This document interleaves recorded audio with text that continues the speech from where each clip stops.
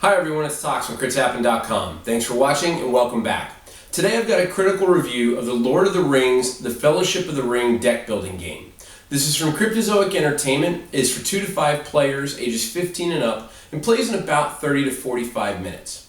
It's a traditional deck building game in that you'll start the game with a limited amount of cards and resources, and through using those cards you'll acquire better, more powerful cards from a common area in the goal of defeating arch enemies. The end game will happen when either the main deck runs out or the arch enemy stack is fully defeated, and then the players will count up their victory points, which are on the cards in their deck, and whoever has the most victory points will win. There's a lot of speculation around this and other games coming out from Cryptozoic because of what it's built on. These are built on the Cerberus engine. And Cerberus is sort of a common language, you could say, between the different types of games. We'll get into that a little bit more in my final thoughts, but for right now, let's grab our staves, let's grab our rings, gather up the fellowship, go into Mordor, and see if one can simply win a deck building game with Lord of the Rings, The Fellowship of the Ring. So what you see in front of you is the starting setup for a 2-player game of Lord of the Rings, the deck building game. Down the right here, you'll see 3 stacks of cards. These are common cards available to everyone to acquire. Before we get into that though, you need to understand that there's only one resource to manage inside of the Lord of the Rings, and it's all power. In the lower right hand corner of every card is the power cost in order to be met to acquire the card or gain the card. So if I wanted to gain a Valor, which provides me +2 power when I play it, it would cost me 3 power from my hand to gain it. In addition, the number in the lower left is the number of victory points it would provide. So if I had 5 Valors in my deck at the end of the game, I would get 5 points, 1 for each Valor. The primary area over here on the right you really want to concern yourself with is the Archenemy stack. The Archenemy stack always starts with the Nazgul on top and has Lurtz on the bottom, because Lurtz is the very last bad guy that they face, the Fellowship of the Ring faces inside of the movie. Now each archenemy provides you a very good amount of victory points. So for instance, the Nazgul will provide you with 4 and Lurtz will provide you with 10. But as you can see, they get more difficult. The Nazgul cost 8 power to acquire and defeat, and Lurtz costs 14 power to acquire and defeat. Now, you'll also notice that I keep flipping them over like this. The game starts with the Nazgul on top and other enemies, archenemies, face down. They're randomized, so you don't know who they are.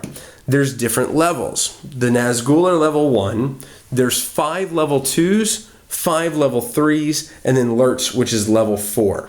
There are cards in the game that will take advantage of the level of that character or the level of that archenemy, so there's a lot of fun stuff involved with the replayability. In addition, you can change the amount and different types. The game recommends to take 3 random level 2s, 3 random level 3s, and stack them so that they're in lowest to highest order. So you would have the Nazgul, 3 level 2s, 3 level 3s, and then Lurtz. But they do also suggest that you can play around with that. We've gone as crazy as throwing them all in there and mixing them up. And we've done as simple as taking Lurtz on the bottom, 5 level 3s above him, 5 level 2s above that, and then the Nazgul on top for a little bit longer of a game. But it's nice that you have that ability to be able to change and shift the length of the game or how challenging you want to make the game as well. And then finally, there's corruption cards. Corruption cards, while they can be acquired for 0, you generally don't want them because they give you -1 victory point to your total at the end of the game. There's going to be cards that will require you to gain corruption, and there'll be attacks during the game from different enemies inside of the main deck that will also possibly force you to gain corruption. Now, the main deck. The main deck is made up of 116 cards, and they're everything from artifacts, which are blue, maneuvers, which are orange or brown, allies, which are green, locations, which are purple, and enemies, which are red. Now, different than archenemies, enemies are randomly inserted inside of the main deck. Archenemies and enemies can also have an effect called ambush. Now, ambush will matter when they come out inside of the path, which is the main area that you're going to acquire. Let's go ahead and walk through a little bit more so you can understand that better. At the very beginning of the game, each player takes 5 cards from their randomly shuffled decks. And again, each deck will start with 6 courage, 3 despair, and their 1 special card that their character gives them. So to begin the game, let's say Aragorn will start the game. He will take the top 5 cards of the main deck to develop the very first path. And here we see we have a pretty good difference amongst them. We have a maneuver, we have an artifact, we have an ally, we have an enemy, and we have a location. The maneuver is still sharp, the artifact is seeing stones, the ally is Frodo Baggins the ring bearer, the enemy is the orc overseers, and the location is Isengard. 99% of all the cards that you play are going to be played and immediately go to your discard pile. Locations are different in that locations will stay in play, and they specifically tell you that on the card.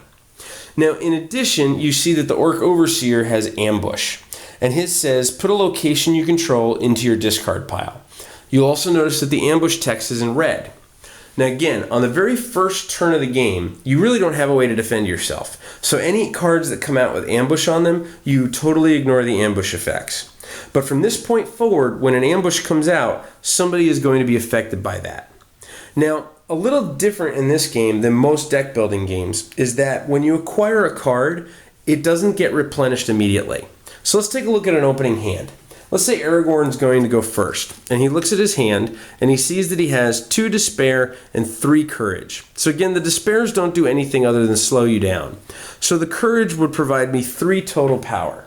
Well, with the 3 power I have, I can't acquire anything in the main row. The path has a cost of 5, 4, 4, 4, and 4.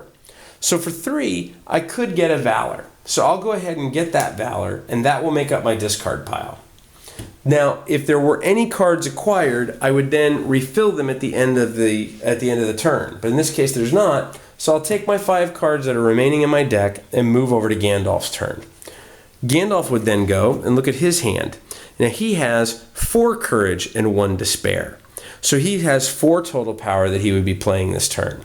So he could get any one of the 4 cost cards. He could also get a Valor as well and just waste his last power.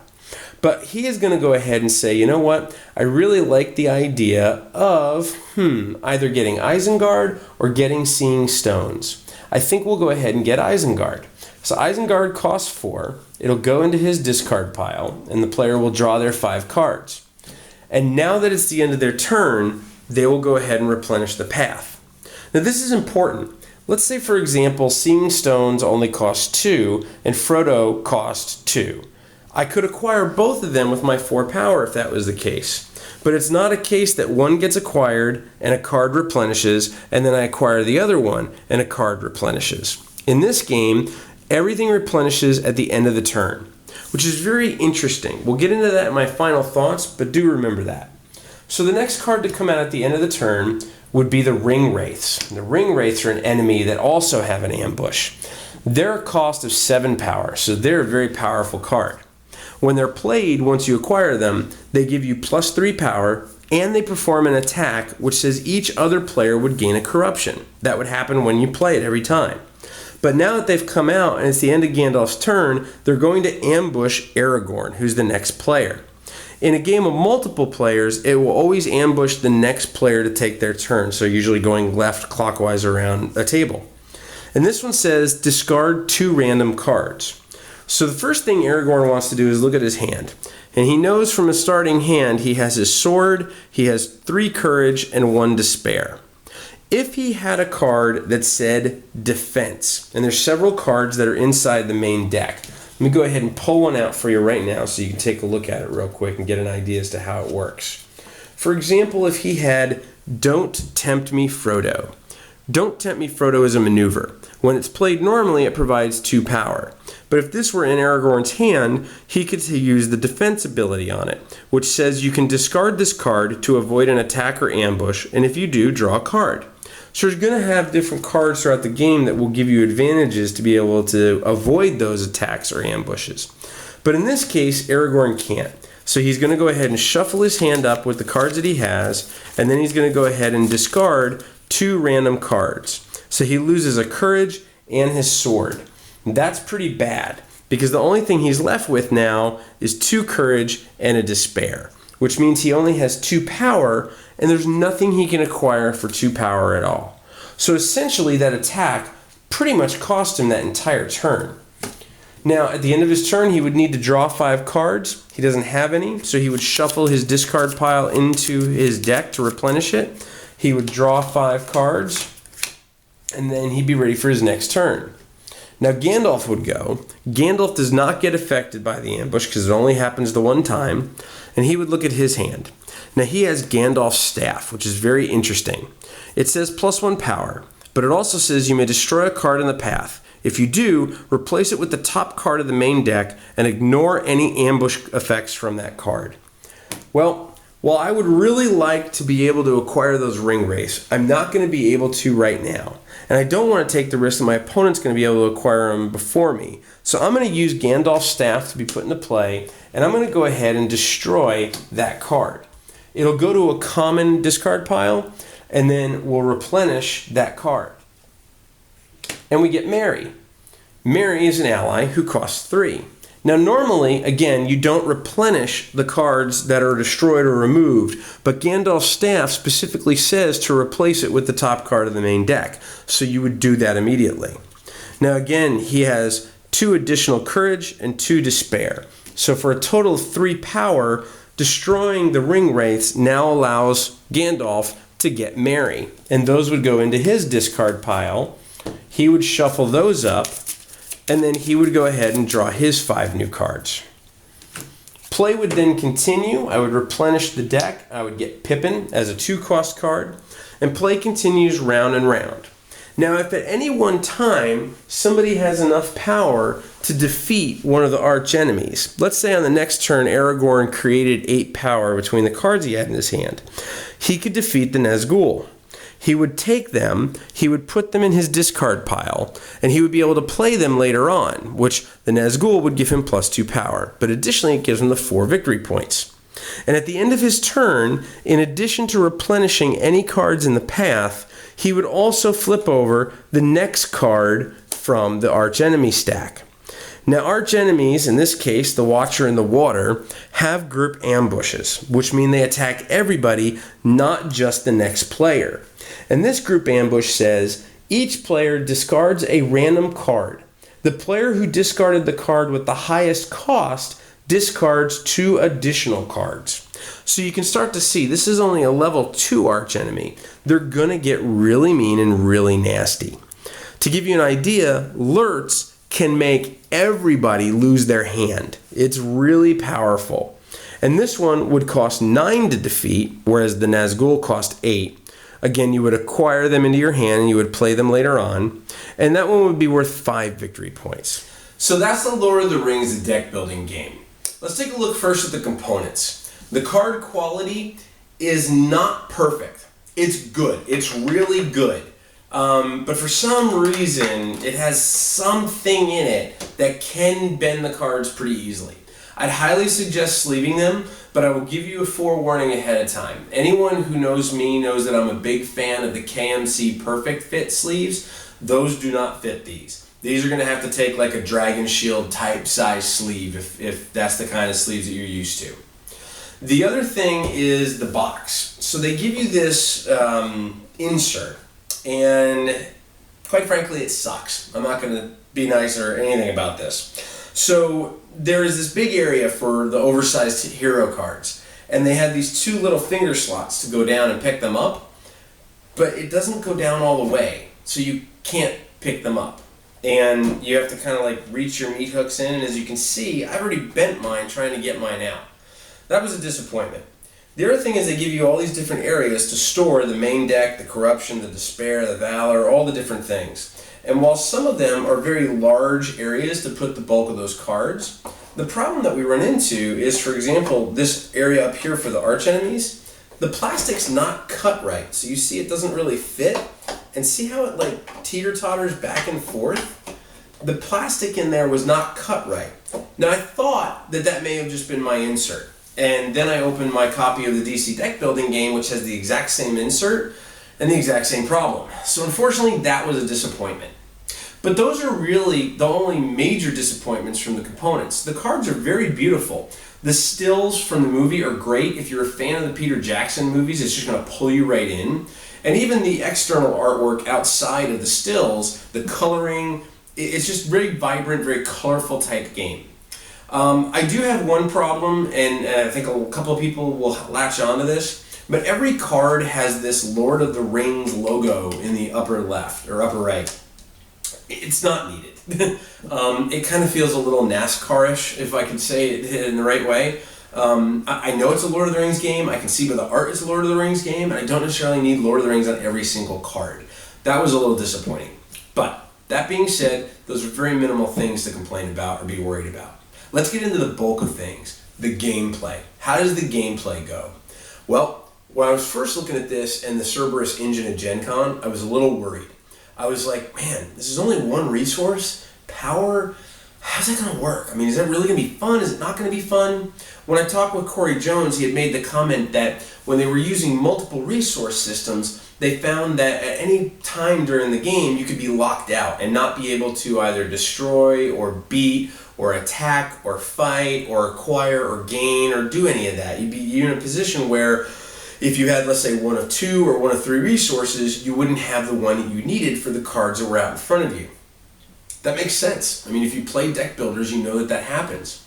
But I thought that this may have gone from guardrail to guardrail and gone from maybe too complex or slightly complex to maybe too simple. I'm happy to tell you it doesn't. This is a very simple game to teach and a very hard game to master. And it's a combination of the design of the cards, which Ben Stull, Matt Hyra, and everybody involved has done a great job with, and a combination of having different heroes to choose from to be your character and different setups for the Archenemy stack. The combination of all three of those variables is an absolutely blast of an experience in terms of playing. The difference and the capability to flex or fluctuate or do whatever you want to do, basically customize the Archenemy stack, is great. You can make more level 2 characters than level 3. You can make it easier, make it harder. You can shuffle up and go random crazy. I mean, there's so many different options of what you can do just in this stack that makes it a lot of fun. Then you have the different characters that you can play, which also makes it a lot of fun. On top of that, there's this. There is a stack of archenemies that says stop. And it says, do not open until all players are very familiar with the main game. When you are ready for the most torturous, difficult, soul-crushing experience on Middle-earth, leave these archenemies secret with only the Nazgul face up on the stack and fight them in order. As an additional game rule, destroyed corruption cards are returned to the stack. So as you can imagine, these guys give you a lot of corruption. These are the same type of archenemies that are in the main game. There's no one different, but they are greatly different in terms of their impact to the game and their ambush. These guys are painful. While in the main game, you're going to continue playing until the main deck runs out or you defeat the stack of cards here, the archenemy stack, these cards can flat out kick you out of the game. They have some amazingly fun and creative ambush cards, and they actually call it impossible mode. It's pretty hard. we have yet to beat it. We've played 3 nights of this game, 7 hours plus, and it is really hard to beat that stack, but it's fun. The fact that they give you that stack to be able to play the casual, normal, regular game as well as you can and enjoy that, and then have this difficult, impossible, hard thing to also go at, it's a really good option. Now, one thing from a gameplay perspective, the cards that you start with from your hero's perspective are really, really impactful in the beginning of the game. But as mid-game and late game goes on, you're going to see that one card less. And what I felt was that as mid and late game came up, my characters didn't matter as much, because I was customizing my deck however I wanted to, and the 1 or 2 times I got that special card, it was nice, but it didn't make me feel any different. That was a little frustrating. I felt that they could have done something more with that to allow you the option of just feeling like you were that character more than mid-late game just feeling like you're part of the group. And then I got to thinking, maybe that was by design. Because again, this movie and this story is about characters facing their individual trials and tribulations, separating from each other at times, and coming back together. And by the end of the game, you do feel like you're working all together. Even though one person wants to be the one with the most victory points, you do feel like you're working together to defeat the archenemies and get to Lurtz and defeat him as well. And that's another thing that I really like. A lot of people have given other deck building games some grief over being a solitaire type game, where even though you and I are playing a game, I really only have to worry about what's in my hand and what's in front of me during my turn. The design of the cards in the main deck have a very good amount of cards that will interact with the other players when it's not their turn. And that keeps everybody engaged, not just from the basic fact of what is somebody else going to acquire and what else is going to come out, but by cards that will either help or hinder you depending on when they're played. As you acquire the enemies and you play them in the future, they could perform attacks which would hurt other people around the table, and people would have to defend against them.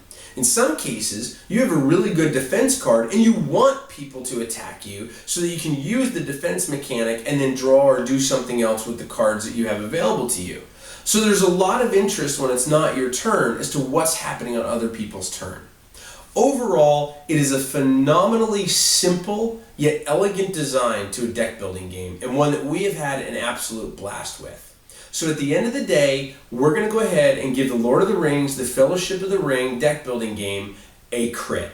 This game is super fun. Whether you like Lord of the Rings or just like deck building games, there's really no reason not to take this for a spin and check it out.